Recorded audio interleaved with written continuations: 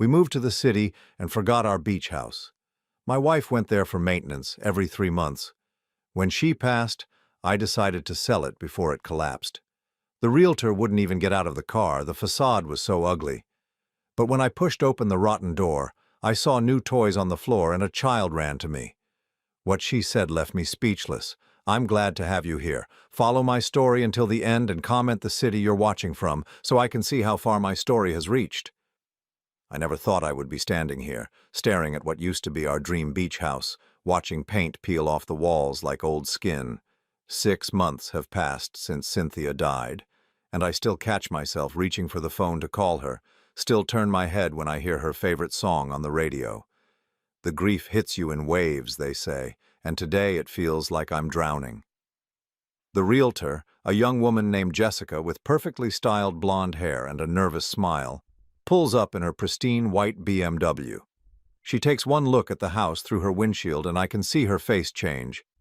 The confident expression she wore when we met at her office 20 minutes ago has been replaced by something between horror and disbelief.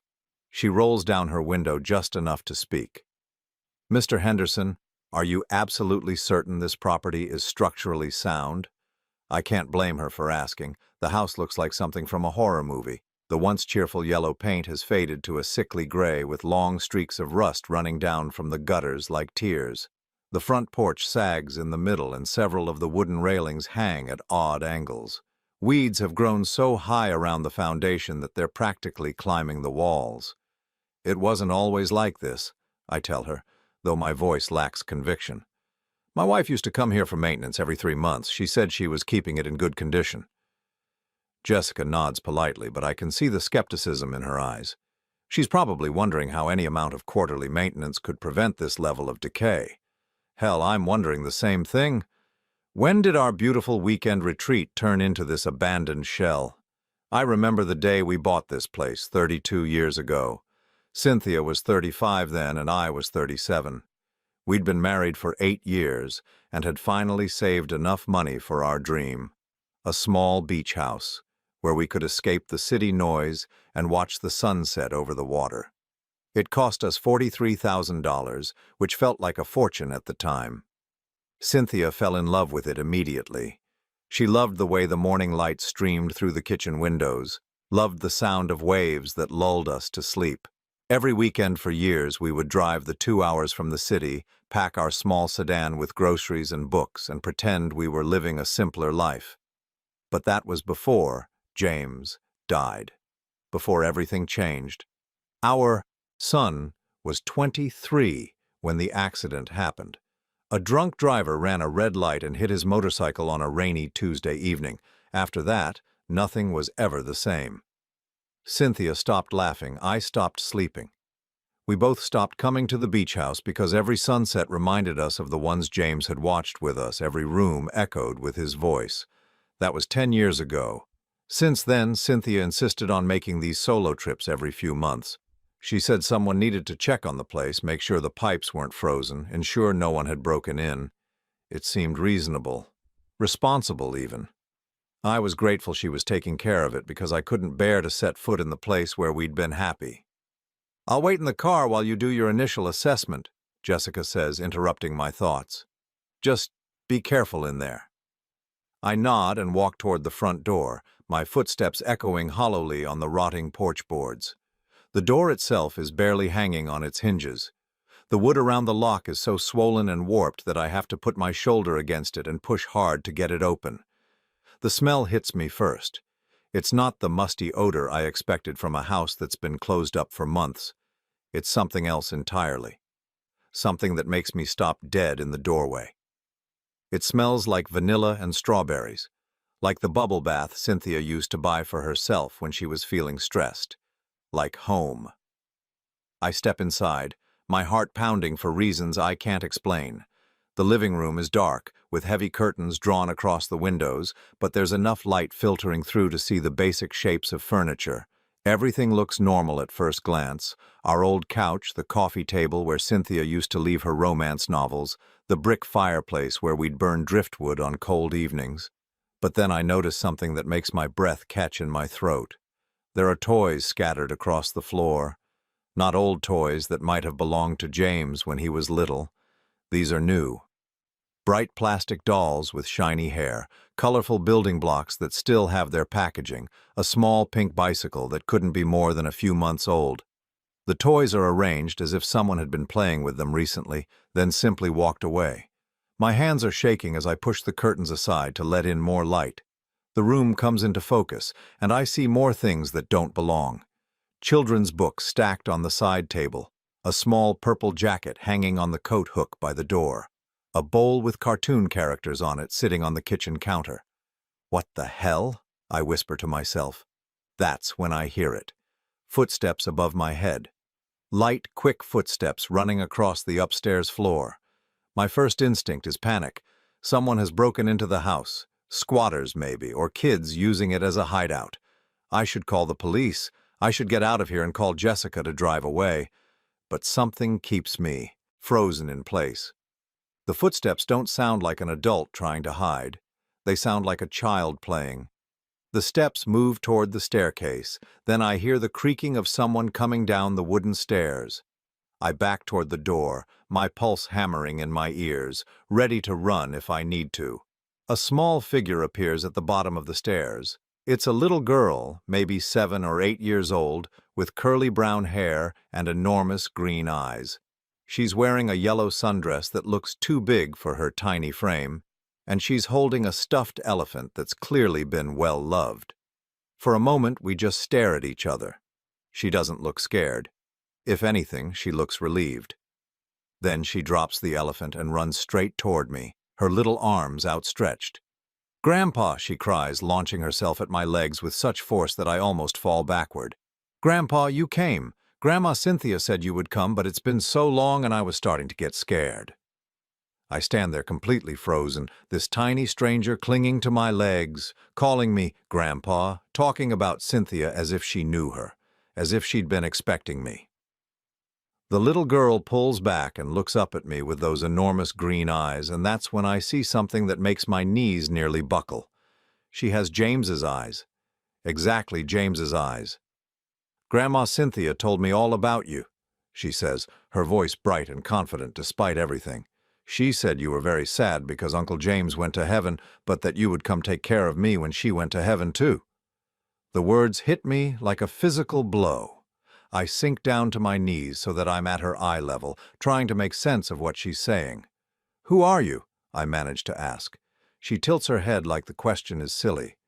"I'm Emma. I'm your granddaughter."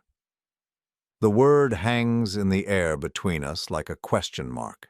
Granddaughter. I stare at this little girl who speaks with such certainty as if she's been waiting her entire life to tell me who she is. "Emma," I repeat slowly, testing the name. It feels foreign on my tongue, yet somehow familiar. "Emma, sweetheart, I think there's been some kind of mistake." She shakes her head vigorously, her curls bouncing. "No mistake, Grandpa. Grandma Cynthia showed me pictures of you. She said you have kind eyes and that you always smell like coffee and newspapers." She reaches up and touches my cheek with her small hand. "You do smell like coffee." My heart is racing so fast I'm afraid it might burst. This child, this beautiful little girl with my dead son's eyes, is talking about my wife, like they were best friends, like they spent time together, like Cynthia had been keeping the most enormous secret imaginable. "Emma, where are your parents?" I ask, trying to keep my voice gentle even though everything inside me is screaming. Her face falls slightly. "Mama went away when I was little. Grandma Cynthia said she was sick in her heart and couldn't take care of me anymore. And Daddy—" She pauses, looking down at her hands. "Grandma said Daddy was Uncle James and he went to heaven before I was born." The room spins around me.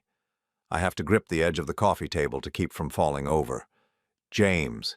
She's saying James was her father. My son, who died 10 years ago, apparently had a child I never knew about. "Show me," I whisper. "Show me the pictures." Emma's face lights up immediately. She grabs my hand with both of hers and starts pulling me toward the stairs. "Come see my room. Grandma Cynthia made it so pretty for me." I follow her upstairs on unsteady legs, my mind reeling with questions. The hallway looks exactly as I remember it, But Emma leads me to what used to be the guest bedroom. She pushes open the door, and I have to grab the door frame to steady myself. The room has been completely transformed. The walls are painted a soft lavender with white clouds stenciled across the ceiling. There's a small bed with a purple comforter covered in butterflies, a white dresser topped with picture frames, and shelves lined with children's books and toys. Everything is clean, organized, clearly loved. But it's the pictures that make me sink onto the edge of the bed, my legs unable to support me anymore. There are dozens of them. Photos of Cynthia and Emma at the beach, building sandcastles and collecting shells. Pictures of them in the kitchen, covered in flour while baking cookies. Images of Cynthia reading to Emma in the big chair by the window, both of them laughing at something in the book. And then I see the one that breaks my heart completely. It's a photo of James, the same one we kept on our mantel at home, but it's been carefully placed in a small frame next to Emma's bed. Below it, in Cynthia's handwriting, are the words, "Your daddy, who loved you very much." Grandma Cynthia told me stories about him, Emma says softly, climbing up on the bed beside me. She said he was brave and funny and that he would have been the best daddy in the whole world. I pick up another photo from the nightstand. It shows Cynthia and Emma at what looks like a birthday party, with balloons and a cake shaped like a princess castle. Emma is wearing a paper crown and grinning at the camera, chocolate frosting smeared across her cheek. "When was this taken?" I ask. "My last birthday. I turned 8. Grandma made the cake herself, even though she was getting really tired all the time." 8 years old. This child is 8 years old, which means she was born the year after James died. The timeline doesn't make sense unless... "Emma," I say carefully, "how long have you been living here?" "Since I was 6, she says matter-of-factly. "Before that, I lived with Mama, but she got sicker and sicker until she couldn't remember to feed me or give me baths. Grandma Cynthia came and got me and brought me here, and she said this would be my forever home." 2 years. My wife had been caring for this child in our beach house for 2 years, making those quarterly maintenance trips to visit her granddaughter.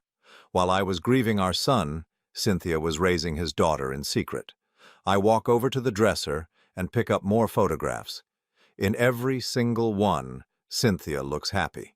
Not the broken, hollow version of herself that she'd become after James died, but the vibrant woman I'd fallen in love with all those years ago. Her smile is genuine, her eyes bright with purpose. "She loved you very much," I say to Emma, though it comes out as barely a whisper. "I know." Emma crawls across the bed and settles herself next to me, leaning against my arm like it's the most natural thing in the world. "She loved you too. She talked about you all the time. She said you were sad because you missed Uncle James so much, and that made you not want to come to the beach anymore." I feel tears building behind my eyes. She was right. "But she said someday you would be ready to be my grandpa, and when that day came you would love me just as much as you loved Uncle James." The tears spill over then, running down my cheeks without permission. This little girl, this beautiful, innocent child who should have been part of our family from the beginning, had been living here alone with Cynthia while I wallowed in my grief. Emma reaches up and wipes my tears away with her small fingers. "Don't be sad, Grandpa. Grandma said crying is okay when you miss someone, but you shouldn't be sad about me being here. She said I was a gift that Uncle James left for us to find when we were ready." I pull her into my arms then, this grandchild I never knew existed, and hold her tight against my chest. She smells like strawberry shampoo and sunshine, and when she wraps her little arms around my neck, something inside my chest that has been frozen solid for 10 years finally begins to thaw. "Where is Grandma Cynthia now?" Emma asks quietly. "She went to sleep one morning and wouldn't wake up, and I've been waiting and waiting for her to come back, but she hasn't." The question I've been dreading: how do you explain death to a child who has already lost so much? "Emma, sweetie," I begin, but she interrupts me. "She's in heaven with Uncle James, isn't she?" I nod, unable to speak. "I figured," she says with a matter-of-factness that breaks my heart. She was getting more tired every day, and sometimes she would touch her chest and make faces like something hurt. But she said not to worry because you would come take care of me just like she promised. I hold her tighter, overwhelmed by the magnitude of what Cynthia had done. She had hidden this child, this miracle, to protect us both. To protect Emma from my grief and me from feeling obligated to care for a child when I could barely take care of myself. But there's something else nagging at me, something that doesn't quite fit. Emma, I say slowly, how long has it been since Grandma Cynthia went to heaven? She thinks for a moment, counting on her fingers. A really long time. I watched the sun go up and down lots and lots of times. I ran out of the food in the refrigerator, but I found more food in the cabinets.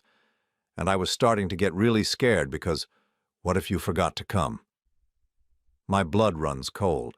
How have you been taking care of yourself? I know how to make sandwiches and pour cereal, she says proudly. And Grandma taught me how to brush my teeth and wash my face and everything. This 8-year-old child has been living alone in this house for weeks, maybe longer, surviving on whatever food she could find, waiting for a grandfather she'd never met to come save her. The weight of that responsibility, of her faith in me, settles on my shoulders like lead. But there's something else bothering me, something that makes the hair on the back of my neck stand up. Emma, I say as gently as I can, have there been any other people here? Anyone besides you and Grandma Cynthia? Her face immediately changes, the brightness fading from her eyes. She looks down at her hands and starts picking at the edge of her dress. Sometimes, she says quietly, sometimes bad men come looking for me. The words hit me like ice water, bad men. This innocent child who has been alone for God knows how long has been dealing with people who frighten her. My protective instincts, dormant for so long, roar to life. What bad men, Emma? I ask, trying to keep my voice calm even though my heart is pounding. Can you tell me about them? She scoots closer to me on the bed, seeking comfort. They come sometimes at night. They knock really loud and yell about wanting to see me. But Grandma Cynthia taught me to hide in the secret place when they come. The secret place?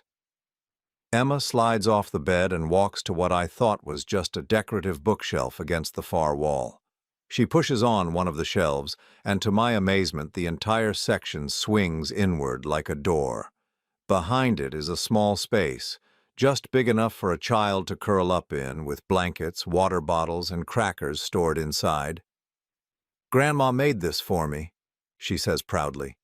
She said if anyone ever came looking for me and she wasn't here, I should hide until they go away. I've been hiding a lot since she went to heaven. The thought of this little girl, terrified and alone, cramped in that tiny space while strangers pound on the door, makes my stomach clench with rage. What kind of situation had Cynthia gotten herself into? What kind of danger had she been protecting Emma from? Emma? Did Grandma Cynthia ever tell you why these men were looking for you? She shrugs, closing the hidden panel. She said my mama owed them money and they thought they could get it from me. But that's silly because I don't have any money, just my piggy bank with $7.34. A cold dread is building in my chest. I'm starting to piece together a picture that I don't like at all. Emma's mother was sick, possibly addicted to drugs based on what Emma described. If she owed money to the wrong kind of people, they might see a child as leverage. Can you show me more of Grandma Cynthia's things? I ask. Maybe she left some papers or letters that could help me understand. Emma nods enthusiastically and leads me to Cynthia's room, our old bedroom. Like Emma's room, it's been transformed, but this transformation breaks my heart in a different way. The bed we used to share has been replaced with a single twin bed. The dresser that used to hold both our clothes now contains only Cynthia's things, and they're arranged with the careful precision of someone who knows she might not have much time left. On the nightstand, there's a thick manila envelope with my name written on it in Cynthia's careful handwriting. My hands shake as I pick it up. She said to give this to you when you came, Emma says softly. She said it would help you understand everything. I sit on the edge of the bed and open the envelope. Inside are legal documents, photographs, and several letters.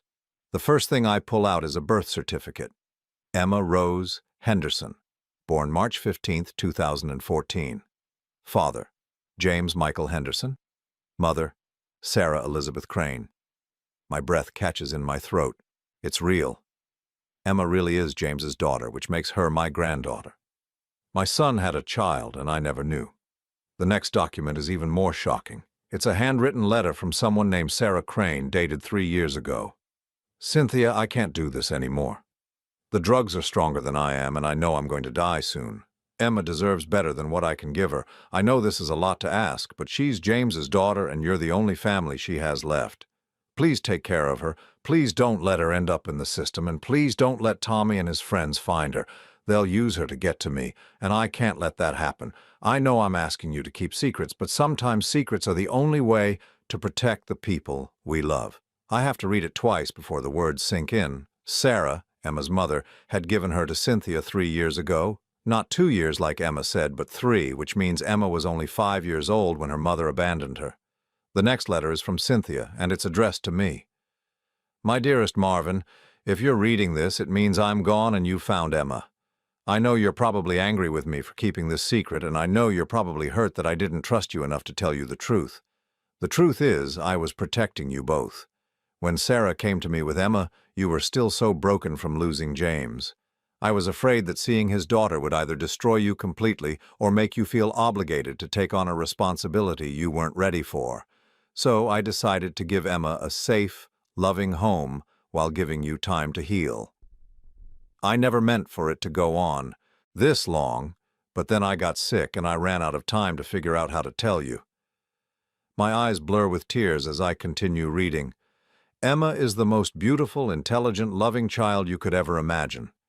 She has James's eyes and his gentle spirit, but she also has a strength that I think comes from surviving so much at such a young age. She's been through things no child should have to experience, but she still believes in goodness and love and family. She believes in you, even though she's never met you. I've told her so many stories about her grandfather who builds things and fixes things and makes everything better. I've promised her that when I'm gone, you'll take care of her, and she believes that promise with her whole heart. I have to stop reading for a moment to wipe my eyes. Beside me, Emma is looking through a photo album, pointing out pictures of herself with Cynthia. Look, this is when we went to the lighthouse, she says, showing me a picture of the two of them standing in front of the old lighthouse about 5 miles down the coast. And this is when I lost my first tooth, and the tooth fairy brought me $2 whole. I look at the pictures she's showing me, and in every single one, both Emma and Cynthia look genuinely happy.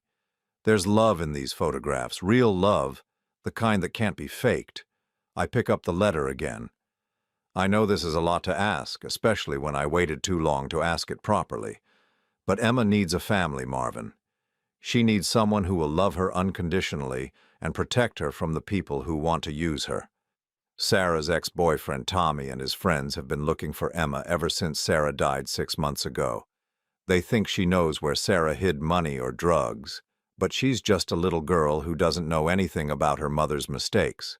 I've been keeping her safe here, but I won't be able to do it much longer. 6 months. Sarah died 6 months ago, which means she died right around the time Cynthia did. No wonder Emma has been alone. She lost both of the adults who were caring for her within a short period of time. There are more papers in the envelope, Cynthia's letter continues. Sarah signed temporary guardianship papers before she died, and I've been working with a lawyer to make the situation legal. Emma's birth certificate lists James as her father, and DNA tests confirm it.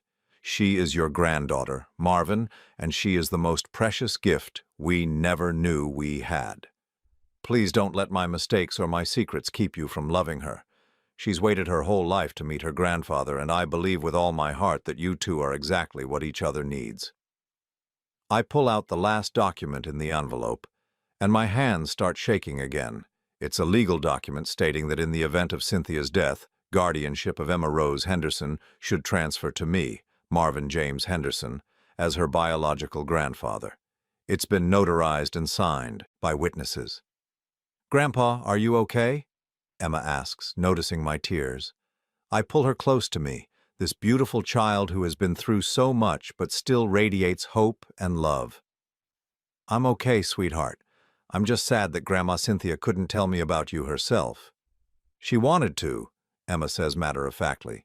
"She said she was going to bring me to meet you lots of times, but then she would get scared and change her mind.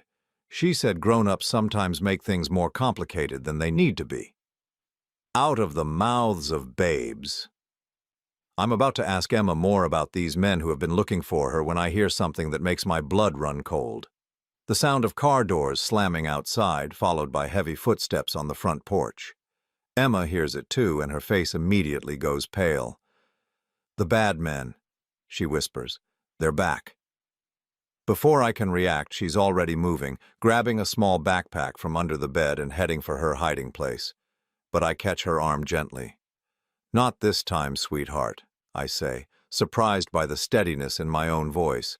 "This time, Grandpa is here."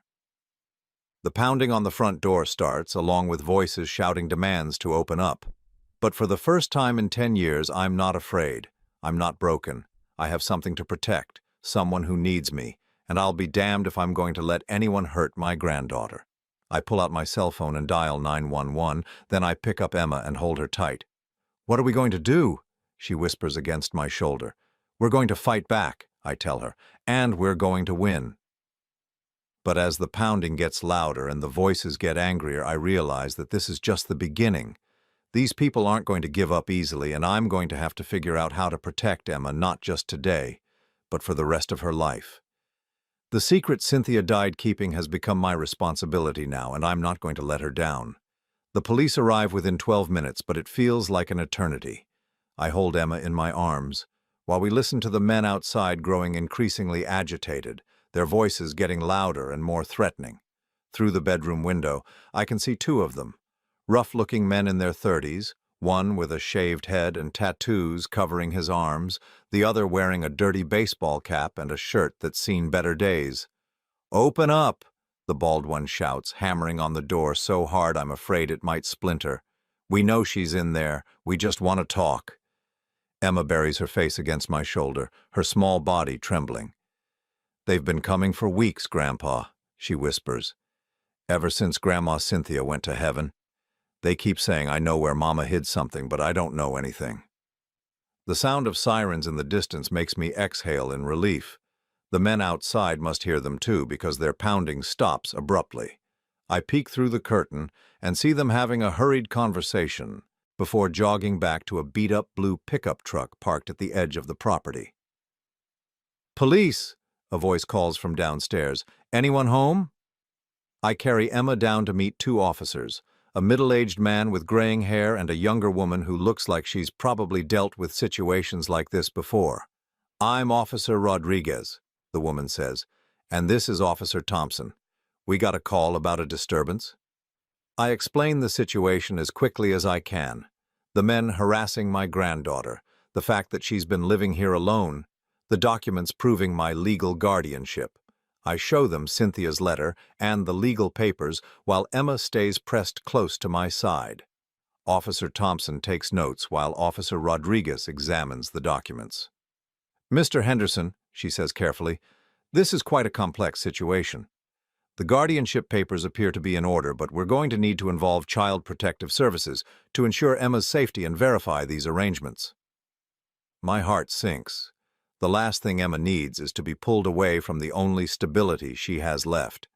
"How long would that take?" "Could be a few days to a week," Officer Rodriguez says, not unkindly. "In the meantime, we can arrange for temporary emergency custody or—" "No." The word comes out sharper than I intended. "She's staying with me." Officer Thompson looks up from his notes. "Sir, we understand this is difficult, but there are procedures we have to follow. The child's safety is our primary concern." "My safety?" Emma speaks up for the first time, her voice small but clear. "I'm safe with Grandpa. I've been waiting for him. Grandma Cynthia said he would take care of me." Something in her voice, the absolute trust and certainty, seems to affect the officers. Officer Rodriguez kneels down to Emma's level. "Emma, can you tell me about the men who were here? Have they ever hurt you or threatened you?" Emma shakes her head. "They just knock really loud and yell. Grandma Cynthia said they were looking for something that belonged to my mama, but I don't have anything that was hers except some pictures. Officer Thompson closes his notepad. Mr. Henderson, we're going to file a report about the harassment and we'll increase patrols in this area. But regarding custody arrangements, he exchanges a glance with his partner. Given the legal documents you've shown us and the fact that the child appears well cared for and specifically wants to remain with you, we may be able to expedite the process. Relief floods through me. Thank you. After the officers leave, promising to return the next day with someone from Child Services, Emma and I are finally alone. The house feels different now, not like an abandoned relic of the past, but like a home that needs protecting. Are you hungry? I ask Emma, realizing I haven't seen her eat anything since I arrived. She nods enthusiastically.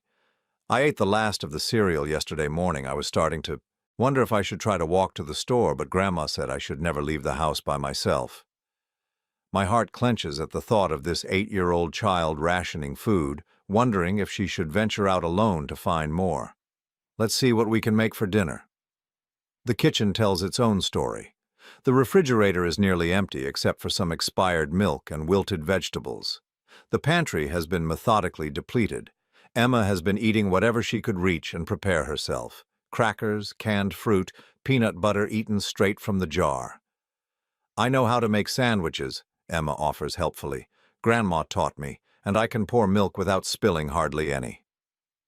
You've been taking very good care of yourself, I tell her, and I mean it. This child has shown more resilience and resourcefulness than many adults I know. But how about we go to the store and get some real groceries? We can make a proper dinner together. Emma's face lights up. Can we get ice cream? Grandma said ice cream was for special occasions, and I think you being here is very special. 20 minutes later, we're walking through the small grocery store in town, Emma riding in the shopping cart despite being almost too big for it, pointing out everything she wants to try. It's been so long since I've shopped for a child that I'd forgotten how everything looks exciting to them. Can we get the cookies that look like animals? She asks, pointing to a package of animal crackers. And what about those frozen pizzas? Grandma never let me have those because she said they weren't healthy, but maybe just once. I find myself saying yes to almost everything she asks for. After what this child has been through, a few unhealthy meals seem like the least of my concerns. We fill the cart with kid-friendly food, fresh fruits and vegetables, and yes, a half-gallon of chocolate ice cream. At the checkout counter, the teenage cashier smiles at Emma. Is this your granddaughter? She asks me. Yes, I say, and the word feels both strange and completely natural. This is Emma. She's beautiful, the cashier says. You two look like you're having fun. Driving back to the house, Emma chatters nonstop about all the meals we can make together, all the things she wants to show me, all the places around the property that she and Cynthia used to explore. For the first time since I walked into that house this morning, I feel something like hope. But as we pull into the driveway, I see something that makes that hope falter. There's a car parked across the street that wasn't there before. A black sedan with tinted windows, and I can see the silhouette of someone sitting in the driver's seat. Emma notices it too. That's not the same car the bad men had, she says quietly, but it might be their friends. I park in the driveway and sit for a moment, trying to decide what to do. Taking Emma into the house feels dangerous, but sitting here in the car feels like we're trapped. That's when my phone rings. Unknown number. I hesitate, then answer. Hello? Mr. Henderson. The voice is male, deep, with an edge that makes my skin crawl. We need to talk. Who is this? Someone who knew Sarah Crane very well. Someone who knows what she left behind. I look at Emma, who's watching me with wide, frightened eyes. I don't know what you're talking about. The man laughs, a sound completely without humor. That little girl sitting next to you knows exactly what I'm talking about. Sarah hid something before she died, something that belongs to me. The kid knows where it is. She's 8 years old. She doesn't know anything. Maybe not consciously, the voice continues. But Sarah was smart. She would have hidden clues somewhere the kid could find them when she was older, a favorite toy maybe, or something she thought was just a keepsake. I feel cold all over. What do you want? I want you to bring the kid to the lighthouse tomorrow night at 8 o'clock. Come alone and bring anything that belonged to Sarah. Toys, pictures, clothes, doesn't matter what. We'll sort through it all and find what we need. And if I don't? The silence stretches for a long moment. Mr. Henderson, you seem like a nice man. You just found out you have a granddaughter, and I'm sure you want to keep her safe. The best way to do that is to cooperate. Because if you don't, we'll keep coming back. We'll keep looking, and eventually we'll find what we want anyway. But by then, you might not have a granddaughter anymore. The line goes dead. I sit there staring at my phone, my hands shaking with rage. Emma reaches over and touches my arm. Grandpa? Was that the bad men? I look at her sweet face, this innocent child who has already lost so much, and I make a decision that surprises me with its certainty. Yes, sweetheart, but don't worry. I start the car and begin backing out of the driveway. We're not going home right now. We're going somewhere safe where we can figure out how to stop them for good. Where are we going? I think about the legal documents in my pocket, about Officer Rodriguez's promise to help expedite the custody process, about the family lawyer whose number is probably still in my contact list. We're going to fight back, I tell her. Your Grandma Cynthia protected you as long as she could, and now it's my turn. But as we drive away, I catch sight of the black sedan pulling away from the curb behind us, and I realize that tomorrow night's confrontation at the lighthouse might be inevitable. The question is, will I be going there to surrender, or to end this once and for all? I drive straight to the police station, my mind racing with possibilities. Emma sits quietly beside me, her small hands folded in her lap, trustingly letting me handle a situation that's far beyond anything a child should have to deal with. Officer Rodriguez is just ending her shift when we walk in, but she takes one look at my face and immediately leads us to a small conference room. They called you, didn't they? She says before I even speak. I nod and tell her about the phone call, the demands, the threat for tomorrow night. As I talk, she takes notes, her expression growing more serious. Mr. Henderson, these men aren't going to stop until they get what they want. The problem is, we don't know what that is, or if it even exists. Emma, Officer Rodriguez says gently, can you think of anything your mama might have given you? Anything special that she said to keep safe? Emma shakes her head. I don't remember my mama very much. I was really little when she went away. Grandma Cynthia said Mama was sick and couldn't take care of me anymore. What about things from when you lived with your mama? Toys, books, anything like that? I only brought one thing when I came to live with Grandma, Emma says softly. My elephant.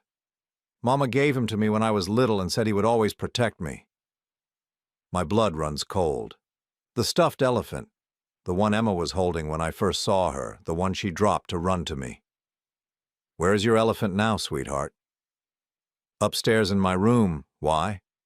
Officer Rodriguez and I exchange glances. Emma, would it be okay if we looked at your elephant, just to make sure there's nothing hidden inside it? Emma's eyes widen. You think Mama hid something in Mr. Peanut's? We don't know, I tell her honestly, but it's possible. An hour later, we're back at the house with Officer Rodriguez and a child services worker named Mrs. Chen, who turned out to be much more understanding than I expected. After reviewing the legal documents and seeing how clearly attached Emma is to me, she agreed to expedite the custody process, especially given the immediate danger Emma is facing. Emma retrieves Mr. Peanuts from her room, holding the well-worn gray elephant protectively. He's not going to get hurt, is he? We'll be very careful, Officer Rodriguez promises, accepting the stuffed animal. We just need to check if there's anything unusual about him. She examines the elephant carefully, running her hands along the seams. After a few minutes, she pauses. There's something here, she says, pointing to a section of the elephant's belly where the stitching looks slightly different. Using a small knife, she carefully opens a few inches of the seam. Inside, wrapped in plastic, is a small USB drive. Emma gasps. Mama put that in Mr. Peanut's? It looks like it, Officer Rodriguez says, holding up the drive. This is probably what those men are looking for. My hands clench into fists. What now? Now we see what's on it, and then we decide how to handle tomorrow night. At the police station, the USB drive reveals its secrets on Officer Rodriguez's computer. It's full of photographs, pictures of financial documents, bank statements, and what looks like transaction records. But more importantly, there are photos of the men who have been threatening Emma, along with dates, times, and detailed notes about drug transactions and money laundering operations. Sarah was documenting everything, Officer Rodriguez explains. This looks like she was either building a case against these people or creating insurance to protect herself. And now they want it back, I say. More than that, they need it back. This information could put them away for a very long time. Mrs. Chen, who has been quietly observing, speaks up. What does this mean for Emma's safety? It means we can end this, Officer Rodriguez says, but it's going to require some careful planning. The plan we develop over the next several hours is risky, but it's the only way to ensure Emma's long-term safety. I will go to the lighthouse tomorrow night as requested, but instead of bringing Emma, I'll bring Officer Thompson and 2 other officers who will be hidden nearby. I'll tell the men that I found what they're looking for, then try to get them to confess to their threats and harassment while the officers record everything. The moment we have enough evidence, we move in and arrest them, Officer Rodriguez explains. With what's on this USB drive plus their threats against a child, we should be able to keep them locked up for a long time. What if they realize it's a trap? I ask. That's the risk, she admits. But Mr. Henderson, these people aren't going to give up. If we don't stop them now, they'll keep coming after Emma. This might be our only chance to end it. That night, Emma and I stay in a small motel on the outskirts of town. She's exhausted from the day's events but having trouble sleeping in the unfamiliar surroundings. Grandpa, she says as I tuck her into the narrow motel bed, are the bad men going to go away tomorrow? I hope so, sweetheart. The police and I are going to try very hard to make sure they never bother you again. What if something happens to you? What if you don't come back? The question hits me like a punch to the chest. This child has already lost everyone she's ever loved. The thought of her losing me, too, especially so soon after we found each other, is unbearable. I'm going to come back, I promise her. The police are going to be there to make sure I'm safe, and you're going to stay here with Mrs. Chen until it's all over. Emma considers this for a moment. Grandma Cynthia used to say that sometimes grown-ups have to do scary things to protect the people they love. She was right. Are you scared? I think about lying, about telling her that everything will be fine and that grown-ups don't get scared. But this child has been through too much to deserve anything less than honesty. Yes, I admit. I'm scared. But I'm more angry than scared. These men have frightened you and threatened you, and that's not okay. Someone needs to stand up to them. Emma nods solemnly, then surprises me by reaching under her pillow and pulling out a small object. It's a wooden cross on a thin chain, obviously handmade. Grandma Cynthia made this for me, she says. She said it would keep me safe.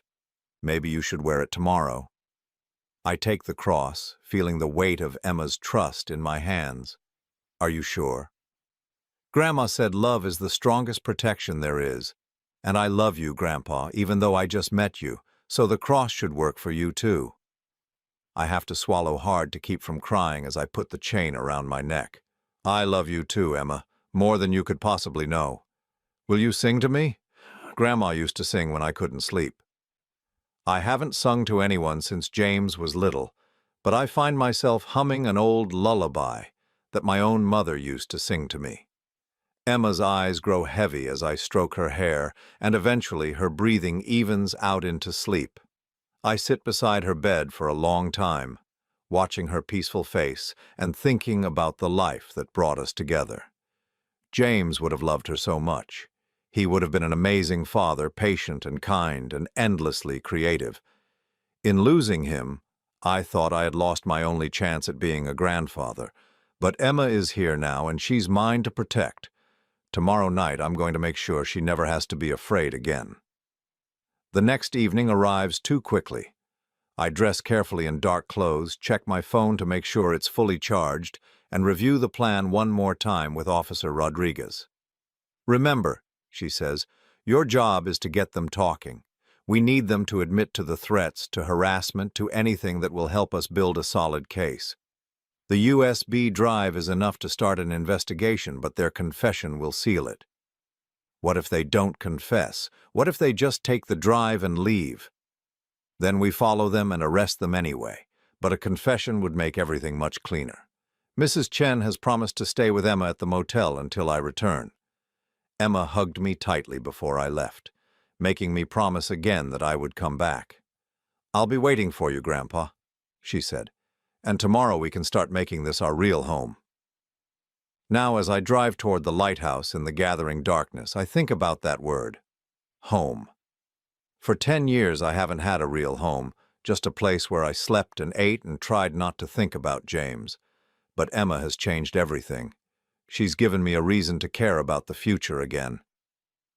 The lighthouse sits on a rocky point about 5 miles from the beach house.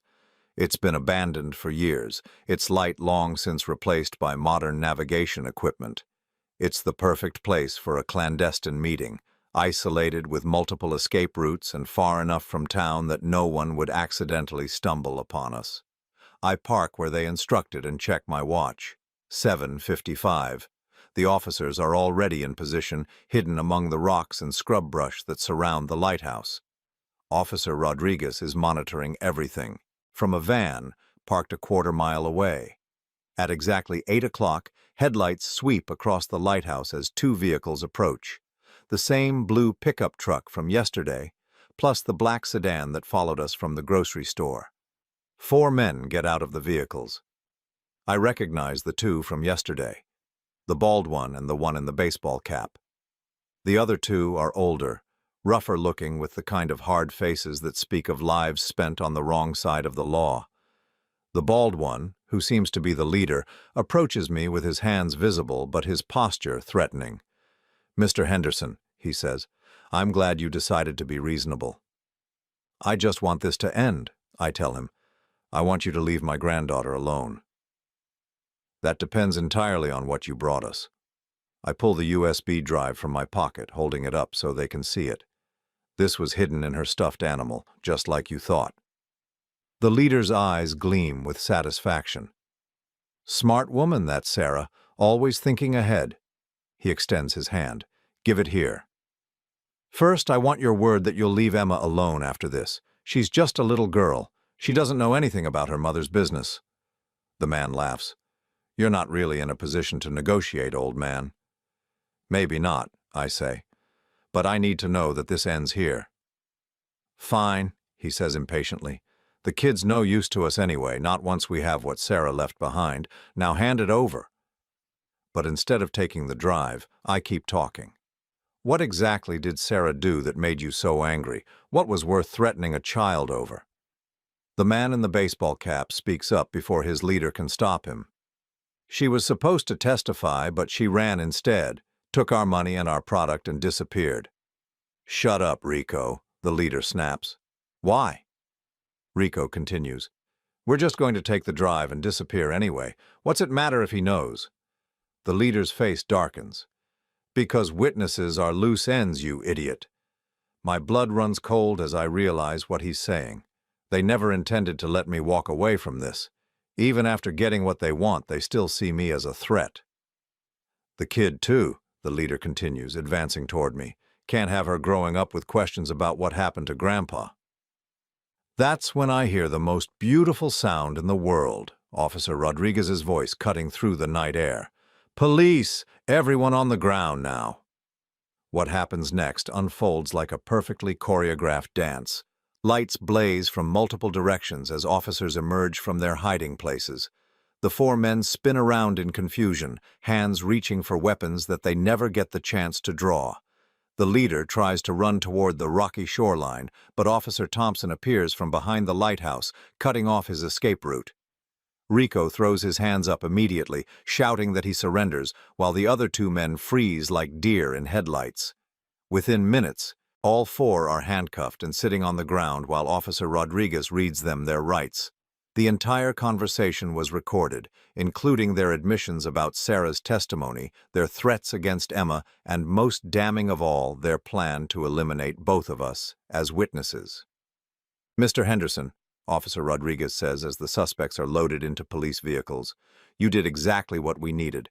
Between their confessions tonight and the evidence on that USB drive, these men are going away for a very long time." I lean against my car, my legs suddenly shaky as the adrenaline wears off. "Is it really over?" "It's over," she confirms. "Emma is safe." The drive back to the motel feels like the longest trip of my life. Every mile that passes is another mile closer to Emma, another step toward the life we're going to build together. When I finally pull into the motel parking lot, I see Emma's face pressed against the window of our room, watching for me. The moment I walk through the door, she launches herself into my arms just like she did that first day. "Grandpa, you came back. I knew you would, but I was still scared." "I'm here," I tell her, holding her tight. "And the bad men are never going to bother you again." Mrs. Chen smiles at us from the corner of the room. "The custody paperwork has been expedited," she tells me. "Given the circumstances and the clear bond between you two, we should have everything finalized within the week." "What does that mean?" Emma asks. "It means," I say, kneeling down to her level, "that you're officially going to be my granddaughter forever, and I'm officially going to be your grandfather forever." Emma throws her arms around my neck. "I already knew that," she says matter-of-factly. "Grandma Cynthia told me that family isn't just about papers, it's about love." 3 months later, I'm standing in the same spot where I first discovered Emma, but everything has changed. The house no longer looks abandoned and frightening.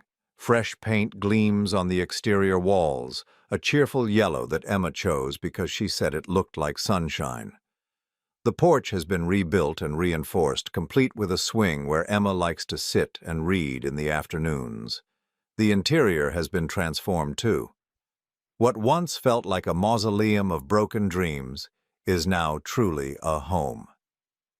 Emma's artwork hangs on the refrigerator. Her books line shelves that I built myself. The hidden room behind her bookshelf has been converted into a reading nook where she can curl up with Mr. Peanuts and escape into stories. I kept Cynthia's room exactly as she left it, at least for now. Sometimes Emma likes to go in there and look at the pictures of her grandmother. She tells me stories about their time together, about the games they played and the songs Cynthia used to sing. Through Emma's eyes, I'm getting to know a side of my wife that I never saw. The side that found joy again after losing James. "Grandpa, come look."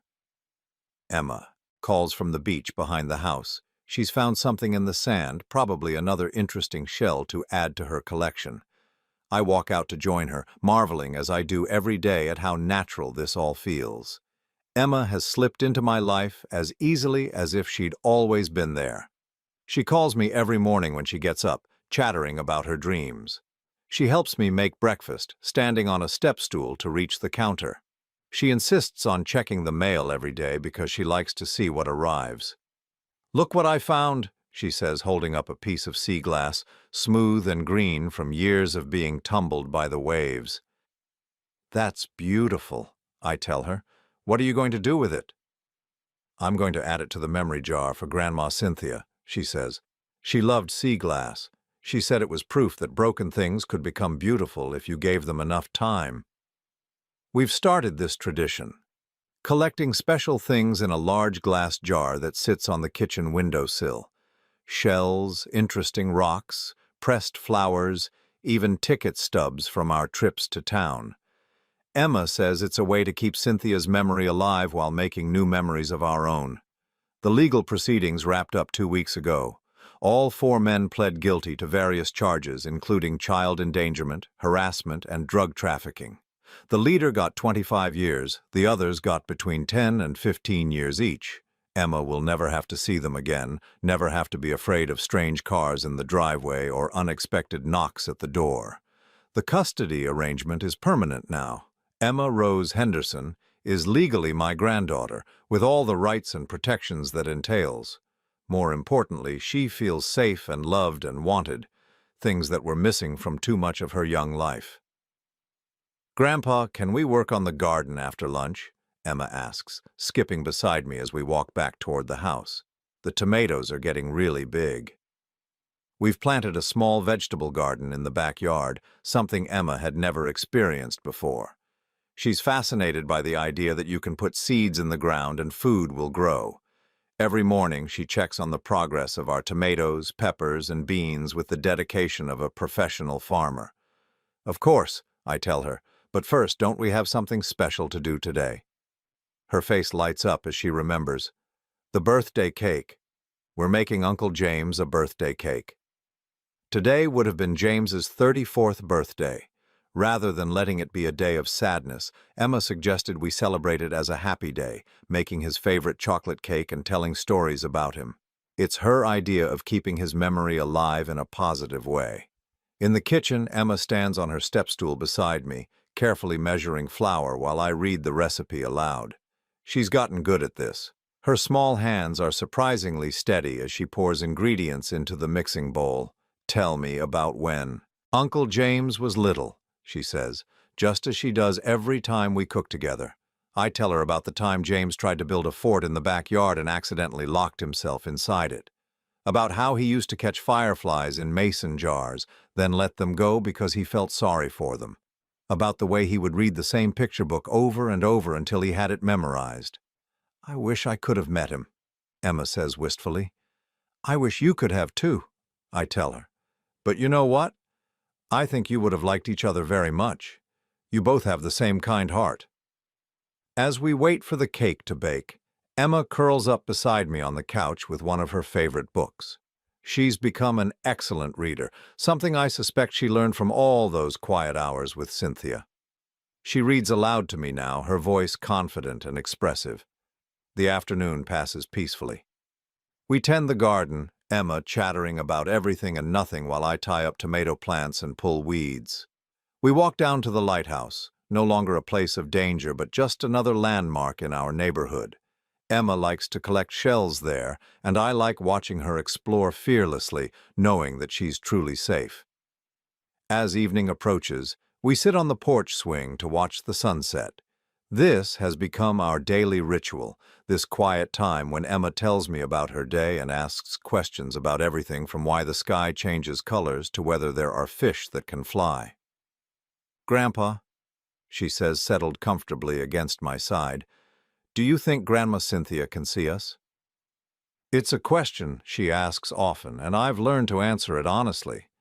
"I don't know for sure, sweetheart, but I think that if love is strong enough to last forever, then maybe she can." "I think she can," Emma says with certainty. "I think she's happy that we found each other."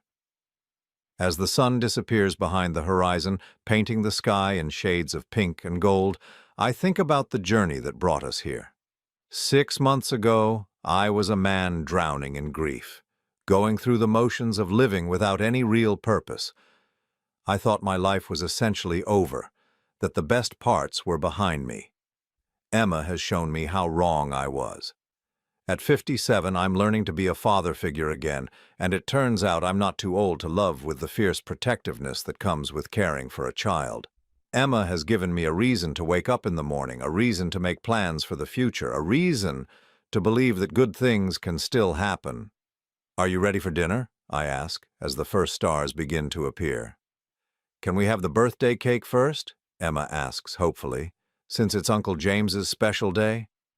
I think we can bend the rules just this once.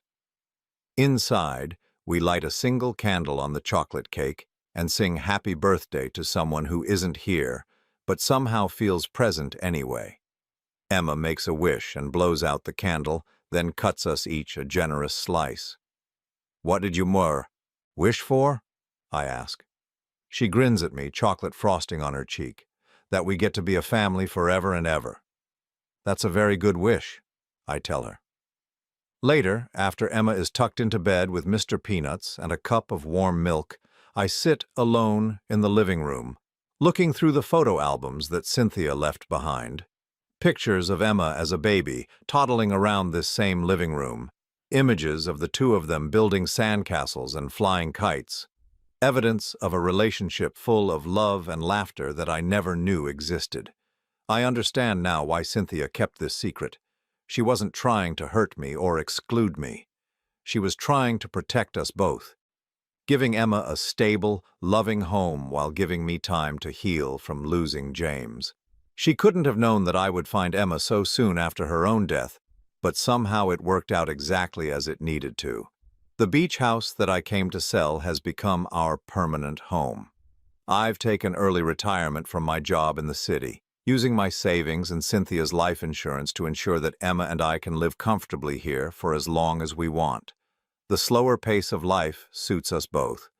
Emma is thriving in the local school, making friends and discovering talents I never would have imagined. As I prepare for bed, I stop by Emma's room to check on her one more time. She's fast asleep, one arm around Mr. Peanuts, her face peaceful in the soft glow of her nightlight.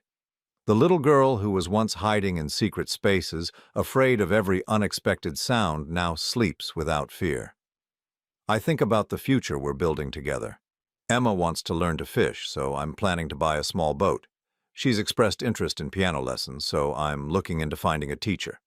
She wants to plant flowers next spring that will attract butterflies, so we've been studying gardening books together. These are the kinds of problems I never thought I'd have again. The happy problems of a grandfather planning activities with his granddaughter, worrying about school clothes and birthday parties and whether she's eating enough vegetables. Standing in her doorway, watching her sleep, I silently thank Cynthia for the gift she left me. Not just Emma herself, but the chance to love again, to matter to someone again, to have a future worth looking forward to. Emma stirs slightly and opens her eyes, blinking in the dim light. "Grandpa, is everything okay?" "Everything is perfect, sweetheart. I was just saying good night." "Good night, Grandpa. I love you." "I love you too, Emma. Sweet dreams." As I turn off her light and close her door, I realize that this is what happiness feels like. Not the ecstatic joy of special occasions, but the quiet contentment of knowing that you're exactly where you belong, with exactly the right person, living exactly the life you were meant to live. Tomorrow, Emma and I will wake up together in our home by the sea. We'll make breakfast and check the garden and maybe walk on the beach looking for treasures. We'll read stories and ask questions and make plans for the weekend. It's a simple life, but it's ours. And after everything we've both lost, everything we've both survived, simple feels like a miracle.